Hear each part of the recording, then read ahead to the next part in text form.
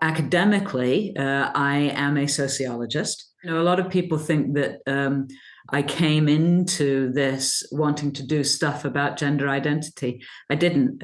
I have, more than 2 decades of research expertise and experience around issues to do with violence against women. So the bulk of the work that I've done in terms of criminology is to do with women's access to justice, women's equal protection to men through criminal justice systems, and many of the issues and difficulties that women who are involved in the criminal justice system face in their personal lives. I first started experiencing problems at the Open University within my own department before I experienced them at a university-wide level. And although there were a few early warning signs in 2018, the most critical bit was when we were due to have a conference with one of our partners, the Center for Crime and Justice Studies. And this conference was scheduled to take place in May of 2019. But in March of 2019, the conference was cancelled on the grounds that the director of the CCJS, a man called Richard Garside, was a transphobe. Now, my colleagues weren't explicit in saying that. 1 or 2 were, but for the most part, the other colleagues that I had, the head of department, the people who took that decision, basically said that the conference was becoming about an issue that they didn't want the conference to be. I thought that that was an absolute breach of academic freedom, because to cancel a conference because somebody else's assessment of someone's political viewpoints, in my mind, was an absolute no-no in universities. So I made my views known. Shortly after that, I gave a talk for an organization called Women's Place UK. And the thrust of that talk was about the fact that trans women are not women. They are a different category for analysis and for policy purposes. One can always feel the whispering campaigns that happen behind your back. They came to the fore in October of 2019 when my deputy departmental head, Professor Louise Westmoreland, called me into her office to talk about supposedly how we can make everyone happy in the department. It was in the course of that conversation that I was likened to the racist uncle sitting at the Christmas dinner table. At that point, I knew full well that I was operating within the department in a hostile environment. But then when we get to December of 2019, sadly and unlawfully, I was cancelled from Essex University. I was to give a seminar there. And I reported that at a departmental meeting, and I was met with what can only be described as silence. And the chair of that meeting, the head of the department, turned around to the colleague that I had, who was perhaps, if we could say, a trans rights activist, and praised that individual for a research grant proposal.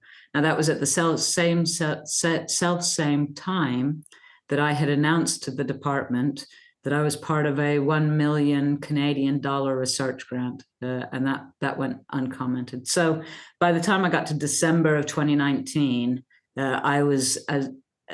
it was such a hostile environment. By January of 2020, so just before lockdown, and when I was still reeling from the implications of being cancelled by Essex University, my departmental head said that I wasn't to talk about these matters because it was too upsetting for some.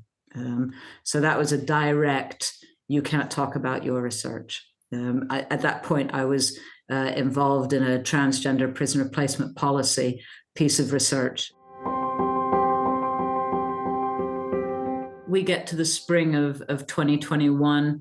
At that point, I'd made contact with Dr. John Pike, who's a philosopher, gender critical. He does a lot of stuff about trans people, fairness and sports. I'd made contact with a couple of other gender critical colleagues from across the university. And I suddenly realized that actually, if the Open University could form something like a research network for people such as myself, and that we could draw links with other gender critical scholars outside, then we could begin to actually do research together, have seminars together. But more than anything else, we could begin to talk to the national policy debates.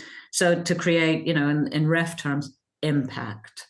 So that was why we set it up, was actually as a beacon of excellent research, multidisciplinary research, speaking to urgent and critical policy issues. The tagline, if you like, for the OU-GCRN was a research center that would investigate and research how, where, why, and when sex matters in social and political life. So relatively, fairly standard academic set of questions, really. What can only be described as a hellstorm broke out. And this had many dimensions. We attracted a lot of the exceedingly hostile people on Twitter. Myself, I think John Pike as well, received a lot of Twitter messages that were just pure hateful from anonymous people. There were several threats of violence on Twitter. I received a very strange email from a Gmail account. It was anonymous, and it was basically an email that said, "We're out to get you." And so I kind of pushed that up. I had a direct death threat on Twitter. So to me, it's a matter of public record, I have experienced a lot of violence in my early years. So to me, those threats were terrifying. Properly terrifying. But in addition to that, within the university, my direct colleagues within my department, including a member of the union, UKU, and several others, organized 2 open letters. The first one was the one that was published to the world through Google Docs, and that one was an open letter that claimed that gender critical feminism was antithetical to trans rights, that it was by definition transphobic. And that open letter called on the university to disaffiliate the Gender Critical Research Network. That open letter eventually garnered 368 signatures of staff members from the Open University, pretty much from every quarter of the university, to be perfectly frank. And then there was an open letter / statement made by people from within the faculty of health and well-being, the one that had hosted us, if you like. And that was an open statement that was placed on the university website. That open statement claimed that we had set up the network in bad faith, that we were a provocation, that we were contributing to the hostility that trans people experience and face, and that environment was one in which trans people were being killed. So this was, to put it mildly, some fairly hyperbolic claims. Now, they didn't say we were killing trans people, just that we were contributing to that environment. And it, like the open letter that had the 368 signatures, called for the Open University to disaffiliate us. Disaffiliation of a legitimate research network means for us not to do our job. Because being part of a research network is it's not like a private hobby that you do in the pub. If you're a legitimate university research network, you're able to call on the resources of the university. You're able to use university branding, for instance. You're able to draw on some of the internal grants, some of the administrative support, all of that. So those calls for disaffiliation, in my mind, were calls for direct discrimination. In addition to that, the union, UKU, the Open University's UKU, sent a letter around, an email around all UKU members, pointing out that our research network had been set up, and it also had the links to 2 awful letters. The open letter that had the 368 signatures on it, but it also linked to the LSE letter. At this point, there were different universities and different colleagues also weighing in, calling upon the university to disaffiliate us. And it was horrendous. I have never experienced, I've experienced a lot in my life. I have never experienced an onslaught like that. there were kind of two different reactions that happened. Some people, it was like, you had a communicable disease and they just didn't want to know about you anymore. But I received an awful lot of emails. And when I say a lot, I mean, not as many as the hostile ones, but I received a lot of emails of people saying, I really disagree with how you're being talked about and, how with these letters and what's being said about you, but I can't say anything. And I can't say anything because I'm afraid. I can't say anything because, the person who organized it sits in the office next to me. So there was a lot of fear, and understandably so. It was around this time that Kathleen Stock was pretty much drummed out of her university.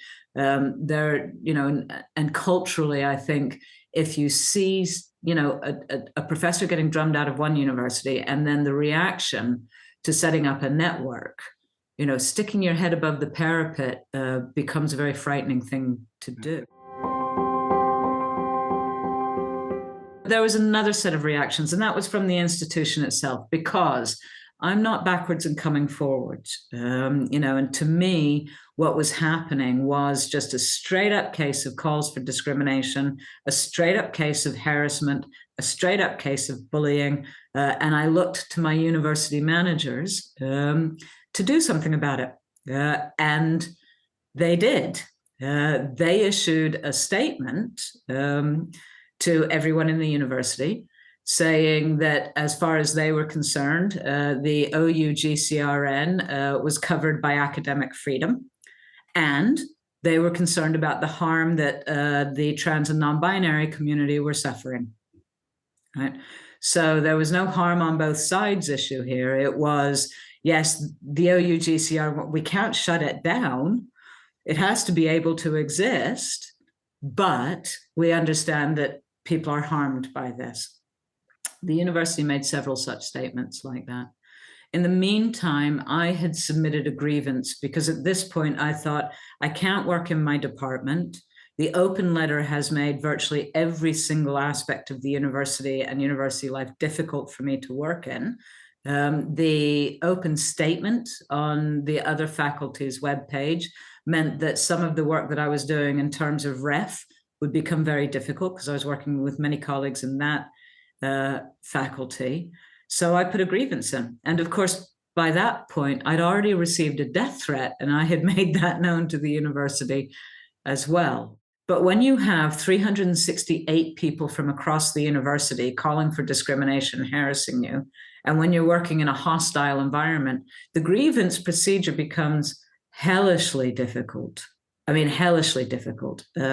So it didn't get going very easily because we had to figure out which of those 368 people I was actually making a grievance against. Some practical matters really. And then also to find people to investigate that grievance because the hostility had gone throughout the entire body of the university. Partly the processes and procedures aren't there to help. But also there wasn't the will, I don't think there was the will at university management level. I started developing PTSD symptoms on pretty much after we launched the OU-GCRN. I was signed off sick with mental unwellness, shall we say, stress. Colloquially, my brain had broken well and truly by then. And I was deep in just the inability to think. By the time we get to this September, so we launched in the June, I put my grievance in the June. In the June, the university were issuing public statements, such as I've already described. By the time we get to September, the GP signed me as fit to work, but not fit to work with anyone who signed the letter, which was half of my department and most of the people I had contact with. So I actually got assigned back into work, but I was unable to do most of my job. By the time we get to the October, I'm still in this kind of limbo land. Grievance hasn't been resolved. By the November, there was no resolution to my grievance. I couldn't even be told that I would have a resolution this side or that side of Christmas. It was just ongoing. in addition to that, the university was putting out still more statements that didn't say the simple legal fact that gender critical beliefs were protected, right? Or that was a part of protected characteristics, if you like. So there was, and yet there were still more statements about the harm and distress that the OU-GCRN caused. To me, that made it impossible for me to do my job. And the final statement that the Vice Chancellor put out on November the 10th pretty much broke my faith in the contract of employment. And so I resigned my job with immediate effect on December the 2nd of 2021, with probably the heaviest of hearts. My case is illustrative of the academic climate in the UK, perhaps elsewhere, I can't comment on that. In the Employment Tribunal, it became very clear that one of the problems was what my KC, Ben Cooper, referred to as institutional cowardice, and that the hostility and bullying that I was experiencing was really a form of mobbing. And so then the question becomes, how does a university deal with mobbing behaviors? Which actually isn't a question of academic freedom, strangely enough. This is actually a question of how we deal with very bad, unlawful behavior that happens on scale in a university. And I don't think there are many university managers that want to actually deal with that. Please remember, I got cancelled at Essex. So this was not just the first time I encountered a university failing in its obligations. And, you know, even though I got an apology from Essex University, it was quite clear that even having that and the Reindorf report, the Open University still failed in its responsibilities to stop this type of behavior. I think this is going to carry on until university managers, and in particular university executives, understand at a much deeper level that they need to change academic culture, and that they need to understand both their legal but also their professional and ethical responsibilities to that thing called academic freedom, and what their social media policies mean and what their bullying and harassment policies mean. It is everyone's lawful right to say something, but it's not their lawful right to say unlawful speech, nor is it their lawful right to do whatever they want. So it became very clear in the Employment Tribunal that whereas we, in our cross-examinations of the OU's 18 witnesses, were focusing both on whether or not, you know, individuals had very hostile attitudes and kind of negatively stereotyped gender critical scholars and gender critical work, we were also focusing on what they did, right? So an open letter, fine. An open letter drawing on vexatious, highly pejorative stereotypes, not so fine. And the Open University's line was, but it's academic freedom, freedom of speech, that, you know, I only want freedom of speech for myself. That's not the case. It really isn't. We might not know exactly where to draw the line, but we can see things that are way past that, particularly when we start focusing on conduct.